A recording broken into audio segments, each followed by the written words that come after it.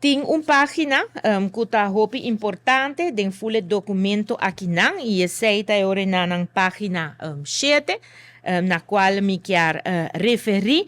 para por haya tomar nota de jeep, so aqui dentro por haya informação de tudo lo qual que está entrada, partir também de lo qual que está diferente belasting não direto, pero também belasting não dus indireto também está aqui dentro, botin também vista de gasto não com essa que aguardo realizar, não resultado.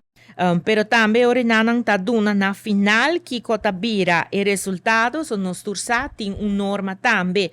para o qual está surplus nos aruba mister portin surplus de 1% ou mais alto e me serviça que a presupuesta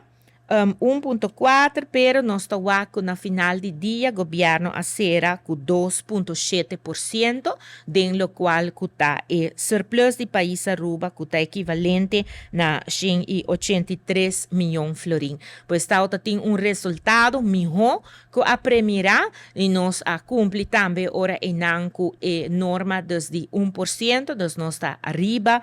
lo qual está e norma enan. Essa que seguro está mostra uma disciplina grande, junto com ele tem também o resultado coletivo, passou para o CFT, para a norma, o resultado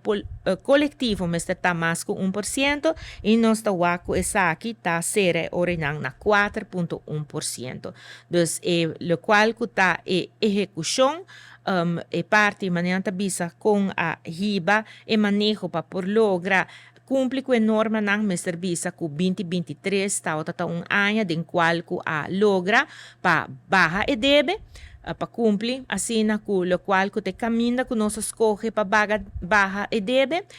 para reduzir gasto não de lo qual que está personal e sei também tá que gasto não aqui a cada contenido de ano que passa pero também para por ter resultado de 1% de lo qual que está em norma para déficit, perdão, para surplus, so já nós não trabalhamos com déficit mais na país Aruba, depois de tanto ano que está em déficit, Aruba está conhecendo agora que não surplus, e esse surplus de 1% aqui também, nós estamos com em 2023 a cumprir com ele, e é mais, estava mais alto, pois na 2.7%.